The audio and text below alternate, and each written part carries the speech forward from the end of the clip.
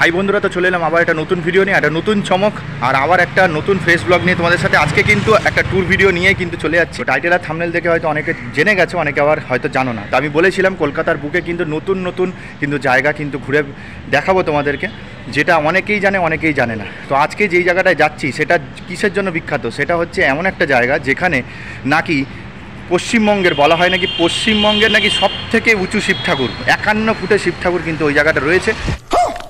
এবং ইন্ডিয়ার পুরো ভারতবর্ষে প্রায় 12টা জ্যোতির্লিঙ্গ রয়েছে। পয়সার অভাবে হোক বা সময়ের অভাবে হোক 12টা জ্যোতির্লিঙ্গ কিন্তু ঘুরে দেখা সম্ভব নয়। তাই জন্য কিন্তু এই জায়গাটায় আরেকটাও মানে মাহাত্ম্য আছে, যে এই জায়গাটায় 12টা জ্যোতির্লিঙ্গের রেপ্লিকা বা অনুকরণে মন্দির কিন্তু ওখানে রয়েছে। এছাড়াও রয়েছে যেটা চমক, সেটা হচ্ছে 51 ফুটের কিন্তু শিবের একটা মূর্তি রয়েছে। তারা যারা জানো আর এই জায়গাটা গেছো তারা আমাকে কমেন্ট সেকশানে জানাবে যে কোথায় আছে জায়গাটা, বা বুঝে গেছে হয়তো। আর যারা যারা জানো না তাদের জন্য কিন্তু আজকে চমক হবে। একদিনেই কিন্তু কলকাতার বুকে এই জায়গাটা তোমরা কিন্তু ঘুরে আসতে পারবে। মানে কোথায় জায়গাটা রয়েছে, কখন যেতে হবে, মন্দিরের টাইমিং কি না কি, পরিবেশটা কেমন আছে না আছে, সমস্ত কিছু ইনফরমেশান কিন্তু আজকে থাকবে। চ্যানেলে যদি নতুন হয়ে থাকো চ্যানেলকে সাবস্ক্রাইব করে পাশে থাকা বেল আইকন প্রেস করবে, তাহলে কিন্তু নতুন নতুন চমক ভিডিও আপডেট কিন্তু সবার আগে পেয়ে যাবে। ইনস্টাগ্রাম আর ফেসবুক পেজের আইডি কিন্তু শো করছে, পারলে ফলো করে দিই। তার জন্যই কিন্তু গেছিলাম জোড়াসাঁকো ঠাকুর বাড়ি। তো এই বছর কিন্তু 2023 হয়ে 24 হয়ে গেল, কিছু করার নেই। তো এই বছরেই কিন্তু আমরা যাচ্ছি সেই জায়গাটায়, যেটার ব্যাপারে তোমাদের বলে দিচ্ছি, ওদেরকে বলিনি। আজকে যে জায়গাটায় যাচ্ছি সেখানে হচ্ছে পশ্চিমবঙ্গের সব থেকে উঁচু, হনুমান নয়, শিব ঠাকুর রয়েছে, 51 ফুটের শিব ঠাকুর। এবং ভারতবর্ষের যতগুলো জ্যোতির্লিঙ্গ রয়েছে, আমরা জানি 12টা জ্যোতির্লিঙ্গ রয়েছে, 12টা জ্যোতির্লিঙ্গের মন্দির একই জায়গায় রয়েছে। তো এটা কি তোমরা শুনেছো কোনোদিন এই জায়গাটার ব্যাপার?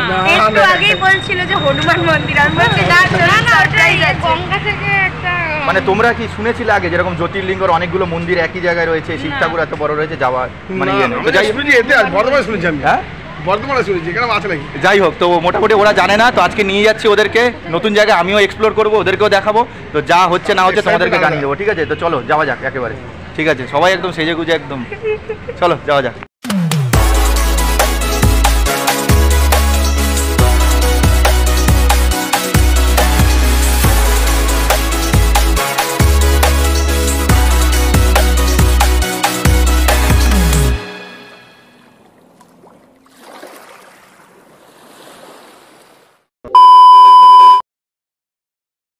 তো বন্ধুরা, মন্দিরের গেটের সামনে চলে এসেছি। দেখতে পাচ্ছ লেখা রয়েছে শেঠ বংশীধর জালান স্মৃতি মন্দির।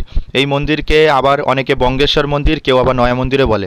মন্দিরের প্রতিষ্ঠা করেছিলেন পশ্চিমবঙ্গের তৎকালীন প্রথম মুখ্যমন্ত্রী বিধানচন্দ্র রায় 12ই ফেব্রুয়ারি 1953 সালের মহাশিবরাত্রির দিনে। তারপর থেকেই কিন্তু মানুষের সমাগম কিন্তু এই মন্দিরে চলে এসেছে। মন্দিরে ঢুকতেই কিন্তু প্রচুর ফুলের গাছ তোমরা দেখতে পাবে, এবং গঙ্গার ধারে এত সুন্দর মন্দির আশা করি তোমরা দেখোনি। যারা দেখেছো তারা আমাকে অবশ্যই কমেন্ট সেকশনে জানাবে। আর প্রথমেই কিন্তু মন্দির, যে মূল মন্দির রয়েছে শিব ঠাকুরের, সেটা পরে দেখাচ্ছি। তার আগে তোমাদের দেখিয়ে দিচ্ছি, দেখো সাইডে বাঁদিকে কিন্তু তোমাদের একটা কিন্তু জুতো রাখার জায়গা রয়েছে। হাত ধুয়ে তোমরা জুতো খুলে তারপরে কিন্তু অনায়াসেই কিন্তু পুরো মন্দিরটা ঘুরে দেখতে পারবে। যখন আমি গেছিলাম সেই সময় কিন্তু ঠাকুরের নাম কীর্তন হচ্ছিল, প্রচুর মানুষ এসেছিল এবং গান চলছিল। ওই জন্য সব কিন্তু আমি ভয়েসের মাধ্যমে তোমাদেরকে সব বলে দিচ্ছি, আশা করি তোমাদের কোনো অসুবিধা হবে না, ঠিক আছে? তো মন্দিরের মূল আকর্ষণ হচ্ছে 51 ফিটের শিব ঠাকুরের মূর্তিটা, আর রয়েছে কিন্তু 12টা জ্যোতির্লিঙ্গ, যেটা ভারতের বিভিন্ন প্রান্তে রয়েছে, কিন্তু কলকাতার এই মন্দিরে আসলে কিন্তু একই জায়গায় কিন্তু পেয়ে যাবে। তো এই দেখো শিবের ঠাকুরের মূর্তিটা দেখো কত বড়, 51 ফিটের, ঠিক আছে?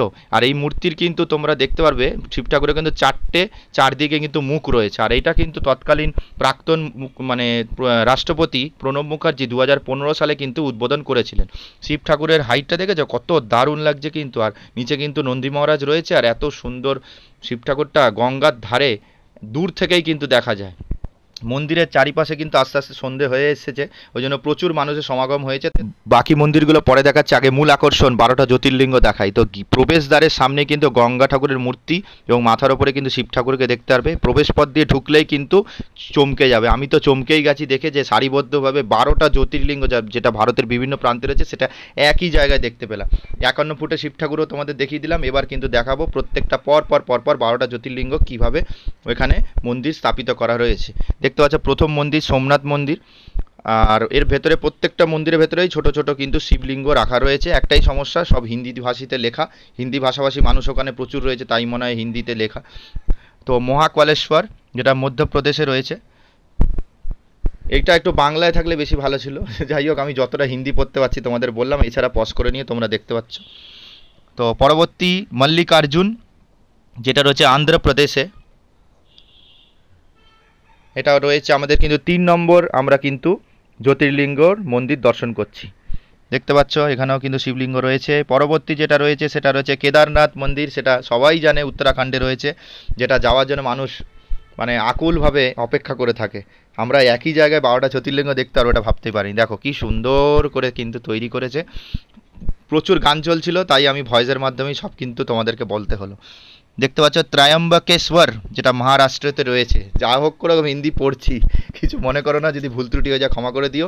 যারা যারা হিন্দি পড়তে পারো তারা কিন্তু একটু পজ করে নিয়ে দেখতে পারো, প্রত্যেকটা বোর্ডে কিন্তু ঘটনাটা লেখা রয়েছে যে জ্যোতির্লিঙ্গ কীভাবে স্থাপন করা হয়েছে। নেক্সট হচ্ছে বৈদ্যনাথ মন্দির, এখানটায় রয়েছে। আর বৈদ্যনাথ তো আমরা দেখেই নিয়েছি, কতবার দুর্গাপুজোতে আমাদের প্যান্ডেলও হয়ে গেল, তো খুবই ভালো লাগলো। নেক্সট হচ্ছে আমাদের রামেশ্বরম মন্দির, কি সুন্দর করেছে দেখতে পাচ্ছ। প্রত্যেকটা মন্দির যে এইটুকুনো জায়গার মধ্যে করে ফেলবে এটা আমি ভাবতে পারিনি, অসাধারণ লাগেছে, অসাধারণ। নেক্সট রয়েছে কিন্তু নাগেশ্বর মন্দির, যেটা গুজরাটে রয়েছে, দেখতে পাচ্ছ। প্রত্যেকটার বোর্ডে কিন্তু আমি কিন্তু একটুকুনো সময় দিচ্ছি যাতে তোমরা পজ করে নিয়ে কিন্তু মন্দিরগুলো মানে মানে মন্দিরের ব্যাপারে পড়তে পারো এবং মন্দিরগুলো দেখতে পারো। নেক্সট হচ্ছে ভীমশঙ্কর, যেটা মহারাষ্ট্রতে রয়েছে, দেখতে পাচ্ছ। এই মন্দিরটাও তোমাদেরকে দেখিয়ে দিচ্ছি। 12টা জ্যোতির্লিঙ্গ কিন্তু তোমাদেরকে আজকে আমি দেখিয়েই দেবো। তার আগে কিন্তু 51 ফুটের শিব ঠাকুর দেখেই নিয়েছো, দেখেছো কত দারুণ জায়গা। একই জায়গায় আসলে সব কিছু তোমরা পেয়ে যাবে। নেক্সট হচ্ছে ওমকারেশ্বর, যেটা কিন্তু মধ্যপ্রদেশের কিন্তু রয়েছে। অসাধারণ, অসাধারণ। সন্ধ্যের সময় আসলে তোমাদের সুবিধা হবে কি, দুপুরের যে রোদের তাপটা সেটা কিন্তু তোমাদের পাবে না, আরামসে দেখতে পারবে, এবং লাইটটা জ্বললে সন্ধ্যেবেলা আরও দারুণ লাগবে কিন্তু। নেক্সট মন্দির হচ্ছে বিশ্বনাথ, কাশী বিশ্বনাথ সবাই জানে, তো সেই মন্দিরটা কিন্তু আমরা এখন দর্শন করছি।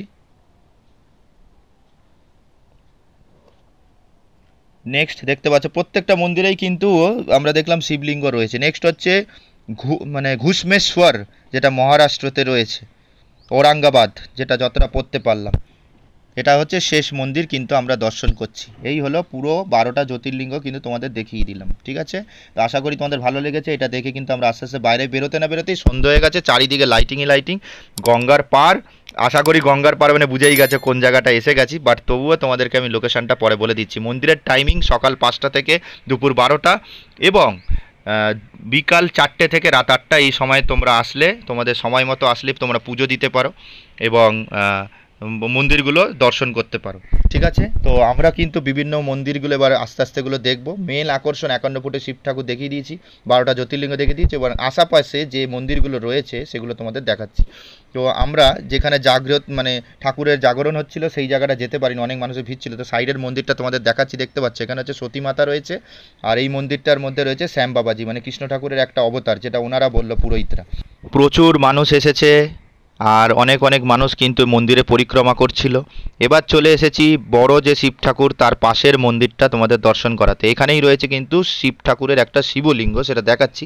উপরে উঠতে না উঠতেই দেখলাম নন্দী মহারাজকে প্রণাম করে তোমাদেরকে কিন্তু এবারে আশেপাশে একটু ঠাকুরগুলো দেখিয়ে মেন যে শিব ঠাকুরের শিবলিঙ্গ সেটা দেখাবো। তোমরা উঠলেই কিন্তু ডান দিকে পাবে কিন্তু লক্ষ্মীনারায়ণকে। এবারে আমি শিব ঠাকুর দেখে মাথায় হাত। শিব ঠাকুর হচ্ছে রূপোর দিয়ে মোড়ানো, এত দারুণ শিবলিঙ্গ আমি ভাবতে পারি। প্রচুর মানুষ এসে কিন্তু এখানে ভক্তরা এসে পুজো দেয়। আর এখানে রয়েছে কিন্তু পার্বতী এবং গণেশ ঠাকুর দেখতে পেলাম সম্ভবত, এবং তারপরে পিছনের দিকে যেতেই কিন্তু শেরাওয়ালি মাকে দেখতে পেলাম এবং কিন্তু বজরংবলী দেখতে পেলাম। এবার আমি অবাক, আমি ভাবতে পারিনি যে গঙ্গারতি দেখতে পারবো। কিছুক্ষণ পর সব মানুষেরা বললে একজোট হও গঙ্গারতি দেখবো, তাহলে অবাক করা কাণ্ড। ভাবতে পারিনি একই জায়গায় তোমরা গেলে মন্দির দর্শন, 51 ফুটের ঠাকুর, 12টা জ্যোতির্লিঙ্গ, আবার সন্ধ্যেবেলায় গেলে ওই যে বললাম তাহলে সন্ধ্যা আরতিটাও দেখতে পারবে। অতটা জাঁকজমকপূর্ণ বাবুঘাটের মতো সন্ধ্যা আরতি না হলেও এখানে মোটামুটি কিন্তু ভালোই হয়েছে। প্রচুর মানুষের ভিড় ছিল। সন্ধ্যা আরতিটা ভাবলাম তোমাদের একটু তুলে ধরি, প্রচুর গান হচ্ছিল বলেই কিন্তু আমি তোমাদের সব ভয়েসের মাধ্যমে বললাম। আশা করি তোমাদের খুবই ভালো লেগেছে। দারুণ একটা দারুণ অভিজ্ঞতা হবে তোমরা গেলে। তো চলো তোমাদেরকে লোকেশনটা বলে দিই, এবার আস্তে আস্তে বাইরে বেরোচ্ছি। দেখো, এই নয়া মন্দিরে আসতে গেলে তোমাদের প্রথমে হাওড়া স্টেশনে আসতে হবে। হাওড়া স্টেশন থেকে তোমরা শালকিয়ার দিকে বাদাঘাট যাওয়ার যে কোনো বাসে করে বা অটো করে বলবে বাদাঘাট স্টপে নামবো। আমরা অটো ধরেছিলাম, 20 টাকা নিয়েছিল, কিন্তু আমাদের মন্দির অবধি নামিয়ে দেবে বলে 30 টাকা নিয়েছিল। তোমাদের একটু কথা বলে নেবে, তোমাদের মন্দিরে নয়া মন্দির বললে তোমাদের বা বাদাঘাট নয়া মন্দির বললে তোমাদের নামিয়ে দেবে। এইভাবে যেতে পারো। আরেকটা আছে কি, তোমরা যদি মেট্রো করে আসো তাহলে কি করতে হবে, তোমরা শোভাবাজার মেট্রো স্টেশনে নেবে, ওখান থেকে একটা অটো ধরে আইরিতলা ঘাটে এসে আইরিতলা ঘাট থেকে তোমরা বাদাঘাটে 8 টাকাতে চলে আসতে পারো। ওই বাদাঘাট থেকে আবার হাঁটা পথে বা টোটো ধরে বলবে যে নয়া মন্দিরে আমাদের নামিয়ে দিতে, নামিয়ে দেবে। আরেকটা আছে চক্র রেল ধরেও তোমরা আসতে পারো, ট্রেনে করে চক্র রেল ধরে তোমরা শোভাবাজার ট্রেন স্টেশনে এসে ওইখান থেকে তোমরা আইরিতলা ঘাট অবধি হাঁটা পথে এসে ওখান থেকে 8 টাকার মূল্যে বাদাঘাটে নেবে, ওখান থেকে অটো বা টোটো ধরে বা হাঁটা পথেই তোমরা নয়া মন্দিরে চলে আসতে পারবে। তো যখন আমরা নয়া মন্দির এসেছিলাম তখন হাওড়া থেকে এসেছিলাম, তো বাড়ি যাওয়ার সময় ভাবলাম একটু লঞ্চ চড়ি, তো অন্য রাস্তা দিয়ে যাই, তাই জন্য অন্য রাস্তাটাও তোমাদের দেখিয়ে দিচ্ছি এবং বলেও দিলাম। আরেকবার বলে দিচ্ছি, আমরা নয়া মন্দির থেকে বাদাঘাটে হেঁটে এলাম, বাদাঘাট থেকে 8 টাকা দিয়ে আইরিতলা ঘাটে নামলাম। আইরিতলা ঘাট থেকে দুটো রাস্তা আছে, একটা শোভাবাজার মেট্রো স্টেশনের অটো ধরে গিয়ে মেট্রো করে বাড়ি যেতে পারো, আরেকটা শোভাবাজার মানে আইরিতলা ঘাট থেকে শোভাবাজার রেল স্টেশনে গিয়ে চক্র রেল ধরেও তোমরা কিন্তু বাড়ি যেতে পারো। অসুবিধা হলে আমাকে কমেন্ট করবে, আমি তোমাদেরকে আরেকবার লোকেশনটা বলে দেবো।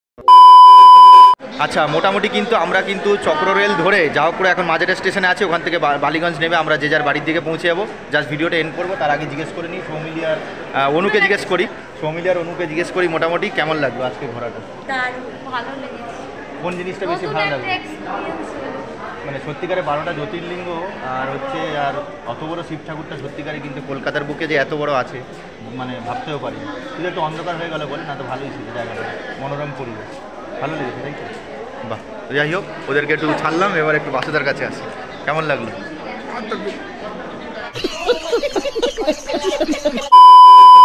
মোটামুটি বাসুদার কাছে জিজ্ঞেস করি, আজকে নতুন একটা জায়গায় গেলাম, আমিও প্রথম গেলাম আর তোমাদেরকেও নিয়ে গেলাম, কেমন লাগলো? জায়গাটা ভালো লাগলো, নতুন জায়গা, নতুন এক্সপিরিয়েন্স আমাদের মনের মধ্যে উন্মুক্ত হলো। জায়গাটাও মানে মনোরম, মানে গঙ্গার ধারে গঙ্গার তীরবর্তী অঞ্চলের যে সুন্দর একটা মন্দির এবং অথবা একটা শিব ঠাকুরের যে মুখ থাকবে, এটা ভাবা অতুলনীয়। আর 12টা জ্যোতির্লিঙ্গের মধ্যে এখনো ঘোরা হয়নি, কেদারনাথও যাওয়া হয়নি, মানে আপকামিং যাওয়ার ইচ্ছা আছে। কেদারনাথে। আচ্ছা, যদি হয়ে ওঠে যাবো। তো মোটামুটি ছোটোর ওপরে একই জায়গায় 12টা জ্যোতির্লিঙ্গ দেখলাম, 51 ফুটের অত বড় ঠাকুরটা দেখে তোমারও ভালো লেগেছে। তো আর যারা দেখছো তাদেরকে বলবো তাহলে আসো একবার, আশা করি তোমাদের ভালোই লাগবে। আর একদিনের ট্যুর হিসাবে একদম সহজ পথেই কিন্তু তোমরা চলে আসতে পারবে। আর সব রকমভাবে দেখিয়ে দিলাম কীভাবে ট্রেন রুটে তোমরা যেতে পারবে বা তোমরা হাওড়া থেকে কীভাবে যেতে পারবে, সবই বুঝিয়ে দিলাম। তোমরা সেই মতো আসো, আশা করি তোমাদের ভালোই লাগবে। টাইমিং সব বলে দিচ্ছি, সকালেও যেতে পারো, সন্ধ্যেবেলাও যেতে পারো, কিন্তু আমি বলে দুপুরের সময় যাওয়াটাই বেটার, রোদের তাপটা থাকবে না। তো দুপুর গেলে সন্ধ্যেবেলা একটু হাওয়া খেলে, গরমের সময় তো আরও সুন্দর লাগবে, তাই তো? হাওয়া টাওয়া খাওয়া যাবে ভালো। আর মন্দিরটাও খুব সুন্দর, অনেকগুলো ঠাকুর দেখতে পেলাম এবং শিব ঠাকুর আবার 12টা জ্যোতির্লিঙ্গ, মানে অনেকটাই। যাই হোক, এত অব্দি ভিডিও ছিল। যদি ভিডিওটা ভালো লাগে লাইক কমেন্ট শেয়ার করে দিও। চ্যানেলে নতুন থাকলে চ্যানেলটাকে সাবস্ক্রাইব করে পাশে থেকে বেল আইকন প্রেস করবে, তাহলে কিন্তু নতুন সং ভিডিও আপডেট কিন্তু পেয়ে যাবে। তো ঘাটশিলার পরে ঘাটশিলা আমরা কিন্তু ঘুরতে গেছিলাম, ঘাটশিলা ভালো লাগলো। আবার আজকে কিন্তু এটাও ভালো লাগলো, আজকে যেটা গেলাম কলকাতার বুকে। আশা করি নতুন আরও জায়গায় আমি যাব, যদি এদেরকেও এরাও যদি সময় পায় এরাও একটু যাবে মাঝে মধ্যে, ঠিক আছে? তো যাই হোক, তো চলে আসবো আবার একটা নতুন ভিডিও নিয়ে, একটা নতুন সময় একটা নতুন জায়গার খোঁজ নিয়ে। ততক্ষণ অবধি ভালো থেকো, সুস্থ থেকো, যেটা সবসময় বলি ঈশ্বরের প্রতি বিশ্বাস রেখো। শরীর সুস্থ থাকলে খেতেও ভালো লাগবে, ঘুরতে ভালো লাগবে, সবই ভালো লাগবে।